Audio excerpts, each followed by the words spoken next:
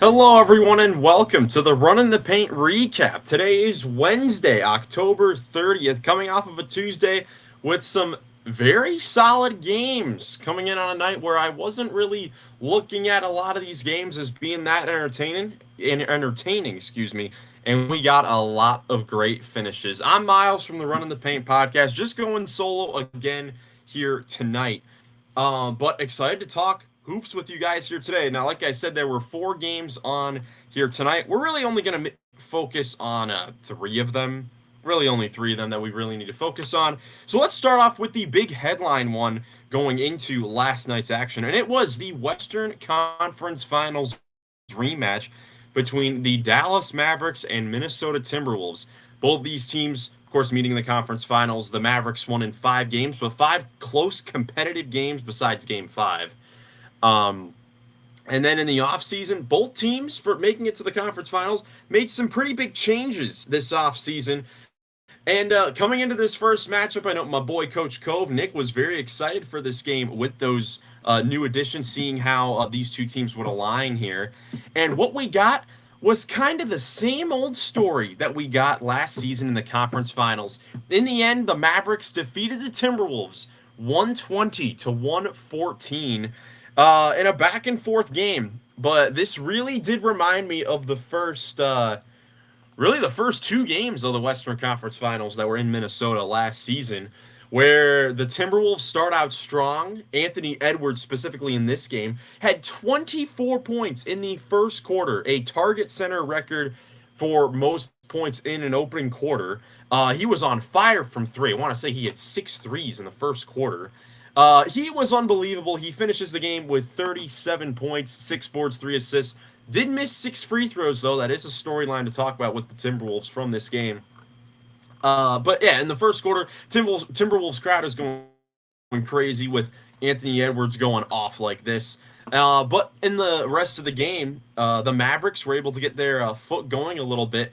And it really was Kyrie Irving, especially in the second half. That was what reminded me a lot of the playoffs last year, where in the first half, Kyrie, he kind of just went around. He took the shots when they were there. He was 4 for 7 from the field in the first half, had 10 points. Luka was really the one shooting a lot, getting 13 points. He had 5 assists. PJ had 12 points and 6 rebounds in the first half. But then, with about a minute and change to go in the first half, Luka hurt his left leg or quad or hamstring. It looked like something like that. I was worried that he was going to be out for the rest of the game with that injury because he made that funny wide open layup where he didn't jump because he was injured. They call for a foul, and Luka goes to the locker room. And I think Kyrie Irving sees this and he's like, all right, it's time for me to step up here in the second half. And he did that in the second half, going for 25 points on 9 of 16, shooting 5 for 7 from 3 in the second half alone. He played all but 57 seconds of the second half. And Luka, again, didn't really shoot the best. Another game where he doesn't shoot the greatest. His shooting splits have not been the best so far to start the season, but he did his thing, especially in the fourth quarter of this game. The Mavericks, they had an 8-point lead, or let's see. It was definitely close down the stretch. It was going down to the wire here, where, after Kyrie Irving gets going, the rest of the Timberwolves start to get it going. In the fourth quarter, Naz Reid had a couple big buckets there in the fourth quarter. But the Mavericks did go up. They were up by 12 points in the fourth quarter. They did go up by a lot. Then the Timberwolves started coming back. I talked about the Naz Reid hitting a couple buckets. Nickeil Alexander-Walker was huge off the bench, hitting some corner threes. But this game, it was a 3-point game with about 2 minutes to go. And we had the same thing that we saw in the playoffs a little bit last year, where basically the whole Mavericks offense was get a favorable matchup. And for Luka, that was once again getting Rudy Gobert. But Luka got a layup with a minute 58 remaining in the game to make it a 5-point lead for the Mavericks there. But then the big play, probably the number one play of the day, was when Luka, late in the shot clock, being defended well by Jaden McDaniels, had to take a step back three from 33 feet, it says. It felt even deeper than that, from the Timberwolves logo near center court, and just bombing it in from, I mean, it was deep, but it was around the same area where he hit the game-winning three-pointer in Game 2 of the conference finals. And yeah, man, that was basically all she wrote. I mean, the Mavericks did miss some free throws. Kyrie Irving missed 2 free throws that let the Timberwolves have a chance, but their main issue down the stretch in this fourth quarter was turnovers, and that really cost them this game. They had a couple turnovers down the stretch in that final minute. But again, it's the similar problems like they had last season, where Luka and Kyrie are just unstoppable in the second half. This was a game where, yeah, the Timberwolves, yeah, you look at the numbers at the end of the game, 20 turnovers in the game compared to just 9 for the Mavericks. That really was a difference in the game, where the Timberwolves, when you look at the rest of the numbers, the Timberwolves shot 50% from the field to the Mavericks 48%. They hit 19 of 39 threes for 49% to the Mavs 41%. Very close there. But the 20-9 turnover difference, and the Timberwolves missing 9 free throws compared to the Mavs missing 4, most of those in the final minute. Those were the differences in the game. So those are some things that the Timberwolves are going to have to shore up, because it really has not changed a whole lot. The Mavericks have the Timberwolves number right now. And it's just interesting to see that we have gotten the same results. Anthony Edwards going 6 for 12 from the free throw line. No bueno for me. That's the thing. He has the 37 points total in this game, but he had 24 of those in the first quarter. So he only had 13 in the final 3 quarters. It's not the best for Anthony Edwards. You got to keep that consistency going the rest of the game. Every single time I talk about a Timberwolves game, I feel like I'm complaining about Ant shooting threes. And heck, if he's going to make them at this rate, take all the threes you want. At this point, I mean, the NBA, it's a copycat league. We know whoever wins the championship, teams try to copy the team that won it to try to, beat them. We saw that after Denver winning it. Minnesota did it with the bigs, and it worked. The Timberwolves beat the Nuggets in the playoffs. Celtics end up winning the championship, and now you go to this season, and it seems like every single team is just, their goal is to fire up 43s in a game. And it's ridiculous. The three-point numbers are crazy. But, yeah, Anthony Edwards has been launching them. He's got to have the most three-point attempts in the league so far. At least I would assume, just 4 games into the season for all he's seen. I mean, yeah, 3 games in, he's attempting 13 threes a game, and he attempted another 13 last night. So he's definitely been firing them up there. But, again, if he's knocking them down at this rate, can't be mad at him. Can't be mad at him for knocking them down. Julius Randle in this game, another good one. 20.7 boards, 7 assists, efficient, 7 of 13 from the field, 3 of 3 from downtown. He's been good for the Timberwolves. His aggression has been very welcomed on this Timberwolves team. We actually have seen it so far with the Knicks offense this season. The team that he just was traded from, and how their offense is kind of lacking that pace and aggression from guys outside of Jalen Brunson and OG Anunoby when he gets a mismatch on him. Julius Randle has been taking the right shots, and he's been knocking them down. He's been very impressive. And if you watch the full Run in the Paint podcast, you know that we are not really big fans at all of Julius Randle and his game. I'm certainly not either. But if he's taking these shots and comfortable with being the number 2 guy while making shots at an efficient rate when he gets them, I mean, it's perfect for the Timberwolves going forward. But they are going to have to get some offense from some other guys. DiVincenzo has been in a shooting slump to start the year. Same thing with McDaniels and Conley. Those are 3 guys right there that shot amazing last year. Conley and McDaniels in the starting lineup for the Wolves. DiVincenzo, of course, his record-setting season for the Knicks last year. But, it's interesting. Ant and Randall are the ones that are knocking down the threes. They are not having a problem knocking down threes. And even off the bench, Nikhil and Naz Reid have been on fire. It's been unbelievable. But it's been DiVincenzo, Conley, and McDaniels, 3 of the X factors for the Timberwolves, that have really struggled from downtown to start the year. And that's why Ant is firing up 13 threes a game. So that's something that they're going to have to figure out here. And the Mavericks, great road victory in Minnesota in a hostile environment. It did feel like a playoff game in there. Of course, it being a Western Conference Finals rematch. Klay Thompson still had a decent game, even though his shot wasn't really falling. Gafford and Lively, I thought, were excellent as well in their minutes. The Timberwolves just have to figure out how to solve the Mavericks. That seems to be their big problem, over the last couple seasons. Now they are 2-2 on the young season. But let me know your thoughts in the comments below on this conference finals rematch. The Mavericks pulling out the 6-point victory on the road against the Timberwolves. Next game, we'll go to another close game. A game that I wasn't expecting to really dive into today. The Denver Nuggets and the Brooklyn Nets. The Nets were kind of killing the Nuggets for most of this game before Nikola Jokic forced this one into overtime, and they held on with the victory. Jokic was unbelievable. Yes, those numbers are real. 29 points, 18 rebounds, and 16 assists in a 144-139 victory for the Denver Nuggets. Yes, they were able to hold on to the win.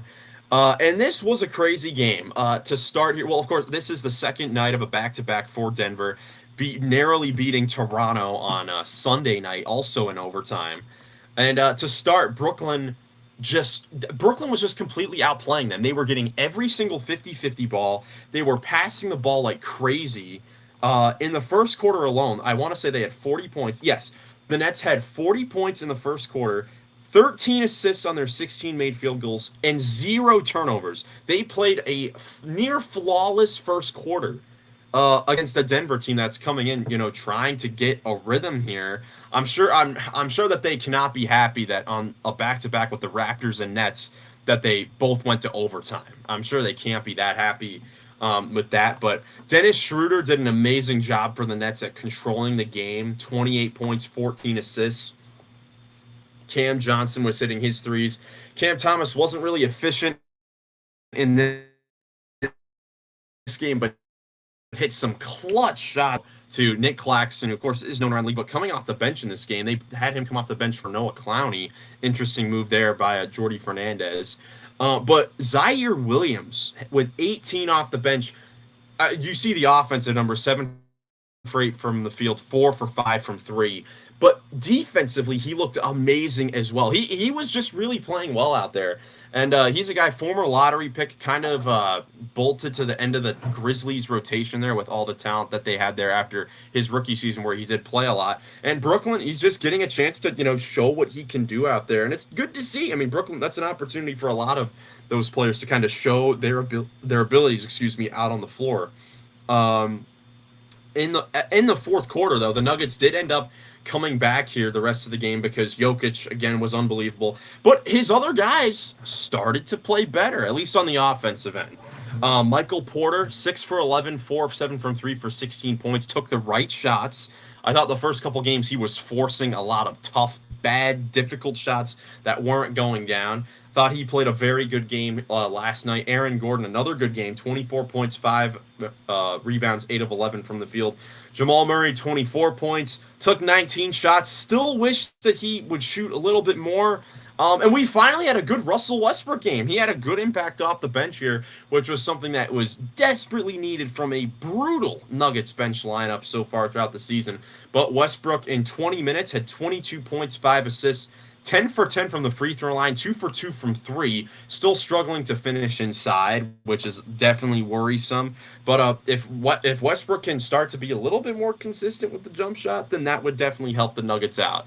I know it's obvious, it's been like that his entire career. But yeah, Denver having 4 20-point scores, definitely huge. But they're going to have to figure some things out on the defensive end. They're definitely going to have to figure some things out on the defensive end and making sure that they can, not have to play from behind in these games. Because even to start the game, when Jokic was out there, the Nets started out on fire and they were down 7 points when Jokic came out. And then the lead went up to 15, 16 points in the first half. Want to find the biggest 17-point lead. Yeah, the Nets had a 17-point lead in the first half of this game before the Nuggets finally kicked it into gear when Jokic checked back into the game. So overall, though, another good win it's a decent victory for Denver. I'm sure that these two are wins that they would kind of want to forget about here, but wins are still wins. It's better to get the wins than to lose the games because we'd all be clowning them if they were 0-4. 2-2 is not ideal, especially with the wins that they've gotten so far. But I mean, they'll have some time to figure it out still. The fact that their starters played a lot better is definitely encouraging because I've been very critical of the Nuggets so far to start this season. You've heard it on the recaps, you've heard it on the podcast. But I've been critical because of the bench and the lack of 3-point shooting on this team besides Porter and Murray. But the bottom line for this team is if this Nuggets starting five, which on paper you're just replacing Kentavious Caldwell-Pope with Christian Braun, who has been good. At least the numbers say he's been good. When I've watched, he's been good as well. I've watched a lot of the Nuggets so far this season. And this is a very good 5-man unit. This is a championship 5-man unit just 2 seasons ago, and only replacing your weakest link in the lineup with a player who's still solid, who's playing solid so far. If that starting 5 can play to the caliber that they were last year or 2 years ago, then this team is going to be fine. This team is going to be fine. The thing is, though, those starters have not played to anywhere close to that level so far this season. This Brooklyn game could potentially jumpstart that for that team. But I'll tell you what, the Nuggets were very close to losing on a Dorian Finney-Smith wide open corner 3, man. The Nuggets are definitely lucky that Finney-Smith missed the 3, missed 5 free throws in the game. If he didn't miss the free throws or made a couple more of them, Nets definitely could have won a close one there. So shout out to the Nets, man. Talked about it on the full podcast. They beat the Bucks on Saturday or Sunday, and nearly beating the Nuggets as well. They're going to be a team that over the first half of the season, they have the potential to steal some wins from some good teams. Nearly have done it so far. They have their key players have been playing well with Cam Johnson, Dorian Finney-Smith, Dennis Schroeder, Cam Thomas. We'll see if they can deal some of those veterans down the line in this season, because I'm sure their goal is to be at the bottom of the East. That's just how it is for the Brooklyn Nets. Next game, we'll go to the nightcap on TNT. This was one I was honestly not expecting to really be that invested in. The Pelicans and the Warriors, because the Warriors, of course, without Steph Curry, it was announced that Andrew Wiggins, who's quietly been off to a good start this season, that he was going to be out for the game. And DeAnthony Melton, a new addition who's been solid as well, was going to be out for the Warriors. So I thought Pelicans were going to walk in to Golden State, get an easy victory, and it looked like that, at least to start the game. The Pelicans had a 20-point lead in the first half. I believe in the first quarter as well. They got off to a really big start. Yeah, 20-point lead very early in the second quarter. They were up double digits almost immediately into the game. They got off to a very hot start. The Warriors really couldn't figure themselves out in the first half, but they absolutely obliterated the Pelicans the whole rest of the way and blew out the Pelicans 124-106. Cool to see the classic, really Philadelphia Warrior jerseys out there for the Warriors. But yes, you see the names there on the box score. We will get to that going into this game. But yeah, the first quarter, Pelicans outscored the Warriors 31-14. Which means that the rest of this game, if I can do some quick math here, the Warriors outscored the Pelicans by 31 points, 110-75. 110-75 the final 3 quarters. And yes, the Pelicans, they're without DeJounte Murray, without Trey Murphy. Herb Jones got injured in the second half, but you still have a talented team. You should have, in theory, the 3 best players on the floor with CJ McCollum, Brandon Ingram, Zion Williamson. And Ingram and Williamson did look like that. When you see the numbers, Ingram and Zion each had 30. Ingram 30, Zion 31. Ingram was 12 of 17, Zion was 12 for 19. You're telling me that your 2 best players are shooting plus 60% from the field and scoring 30 points? Pelicans should win this game. Problem is, the next highest scorer had 9 points. CJ McCollum had 5 points. Jordan Hawkins had 4 points, did not make a field goal. The Pelicans really couldn't get anything going, and it was because of the Warriors' defense. Without, key guys in the starting lineup, everyone really contributed here in this win for the Warriors defensively. And it was just so impressive. It was very, very impressive to see the Warriors play like this. And it was led by Lindy Waters off the bench throughout the entire game. 21 points, 8 boards, hit 3 threes. He was great defensively, had some huge hustle plays, and then offensively, Buddy healed in the second half and in the fourth quarter. Fourth quarter, Buddy buckets had 19 of his 28 points. Brandon Pajensky had 19.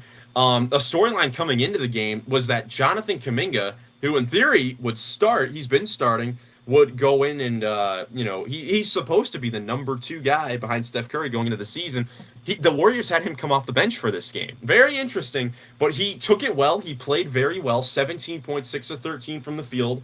And this was just a team win for the Warriors. And this is exactly what they need in these situations. I know for Jackson and I on the podcast, talking about Golden State into the season, we have them really low in the Western Conference going into the season because we thought, when Steph Curry inevitably goes down with a potential injury, can the Warriors, are they deep enough to really keep it going and, hold their own? And yes, they did. They just destroyed the Pelicans. Let's be real. If you take away that first quarter, they outscored the Pelicans by like 35 points.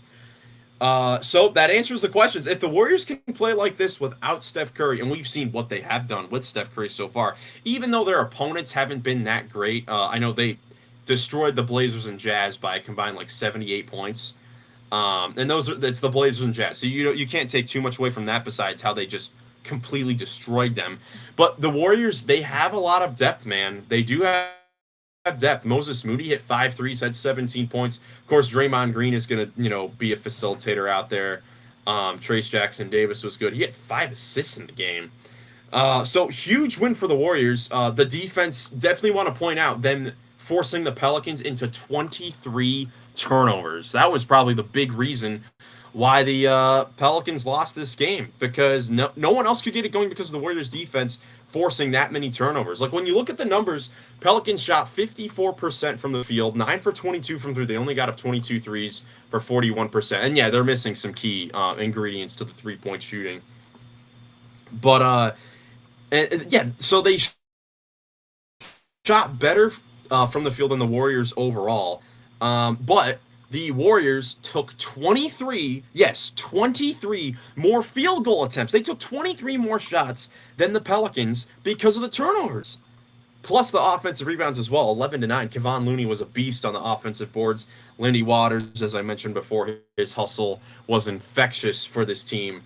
So huge win for the Golden State Warriors. We'll see how the Pelicans can respond tonight. They will play the Warriors again in San Francisco tonight, second night of a back-to-back. Again, note there won't be any Steph Curry. We'll see if Andrew Wiggins will be back and see how the Pelicans can respond, because that's not a good look to be getting blown out, when the Warriors are missing that many key players and your best players played great offensively. Turnover-wise, we talked about turnovers. They're going to have to shore that up. Just some sloppy passes from them in this game, but Warriors did a great job forcing the Pelicans into those.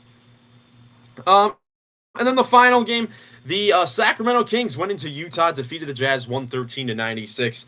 The Kings have been looking good, man. They've been the addition of DeRozan has been looking sweet. They've been able to get great performances from all those guys in that starting 5. It's been a very well-balanced attack so far, and the Kings, they're 2-2 on the season with losses to the Lakers when LeBron took over in the fourth quarter, and at the buzzer to Minnesota. So they've been in these games very well. Could be 3-1, 4-0. Have to settle for 2-2 right now. And Utah 0-4 on the season. Lauri Markkanen had to leave the game due to back spasms. Hope that he is all right there. But that's a look for all 4 games from last night. Now, let's take a look. Hopefully, it says the picture is not loading in. The MVP of the night here from Tuesday, October 29th. Let's throw it up. And yes, it is thrown up. So Nikola Jokic. Of course it's Nikola Jokic for his incredible stat line against Brooklyn. The 29 points, 18 rebounds, 16 assists. Single-handedly carrying the Nuggets to that victory. So far in the season, when you talk about best player in the league so far, as far as MVP goes, people have automatically thrown out Anthony Davis, Shai Gilgeous-Alexander, Jason Tatum. Nikola Jokic, to me, he's definitely in the top three. He might be number one, just because the Nuggets' record has just not been good. Just because the Nuggets have been disappointing, but it's been because of how they have played with him off the floor. So I would make the case that if you're going MVP for most valuable player, I think once again Nikola Jokic is that guy, because the numbers he's putting up is absurd. I mean, imagine where this team would be if he has not been playing like this. Single-handedly getting them victories against Toronto and Brooklyn, and he nearly got them a win against the Clippers. The Thunder game was that was rough. We'll have to see how they can adjust to the big lineup of the Thunder and the defense that they have in OKC. But 4 games into the season, Nikola Jokic is averaging 31.5 points per game, 12 rebounds, and 9 assists, and he's +4 on the season, in a season where I'm assuming that the Nuggets have a negative point differential so far, 4 games in. Efficiency, 57 from the field, 55 from three on 5 attempts, getting to the line 7 times per game. He's playing 39 minutes a game. That's probably the biggest concern that you have with Jokic carrying this team, is that he has to play this many minutes because they are just abysmal when he's off the floor. But we've already harped on that enough. Nikola Jokic, great performance. I think he's been the best player in the league so far to start the season. Now tonight, looking ahead to games tonight, there are a lot on the docket tonight, 11 games to be exact, and a lot of intriguing matchups. First, we'll take a look at the ESPN schedule, national schedule. First, at 7 o'clock on ESPN, an Eastern Conference Finals rematch. We had the West last night. We're going to get the East tonight with the Boston Celtics, still undefeated at 4-0, visiting the Indiana Pacers, who are looking for any sort of victory so far. They're off to a 1-3 start. They are in desperate need of a win, so they'll try to play the role of spoiler to the defending champion Celtics. And then the nightcap at 9:30, the battle of the young bigs. Wemby and Chet will battle for the first time in year number 2, as the San Antonio Spurs will visit the also undefeated Oklahoma City Thunder. Now, I believe that they have played one less game, so the Thunder are 3-0. So they'll look to get that to 4-0 against the Spurs team that is 1-2 on the season. So they're looking to get back in the win column after a tough loss at home to the Houston Rockets. Both fun national games on there. Now looking at the League Pass schedule, 9 games going on, and of course the big headline for this one is that Lakers-Cavs game in Cleveland, 2 of the best teams in the league so far. Lakers 3-1, Cavs 4-0, and obviously the storyline of LeBron going to Cleveland for the only time in the regular season back to his hometown. We may see LeBron and Bronny James on the court in Cleveland. That'd be a sight to see, absolutely. But nevertheless, a huge game for both of those teams. The Lakers, the second game of a 5-game road trip, coming off of their first loss of the season to Phoenix. Cavs looking to keep the winning streak alive to make it 5 games. Also, 7:30, the Knicks and Heat. That's always a good rivalry matchup there. The Knicks are definitely a playoff lock, but the Heat trying to get in there, that's always a fun matchup that we have right there. And then, again, the Pelicans-Warriors. The second game at 10 p.m. Magic Bulls should be fun, seeing how Paolo plays after his 50-point game. Hawks-Wizards was a good game that they just had a couple nights ago. So a lot of good games on the docket. I'll be back here again tomorrow morning to go over all those games. Cannot wait to see what happens in all those matchups. Let me know in the comments what you thought about all these games last night, what your predictions are for the games tonight. Can't wait to hear your thoughts down below. If you enjoyed the video, leave a like, subscribe for more NBA content. Thank you guys so much for watching. Hope you have a great rest of your day, and I'll catch you in the next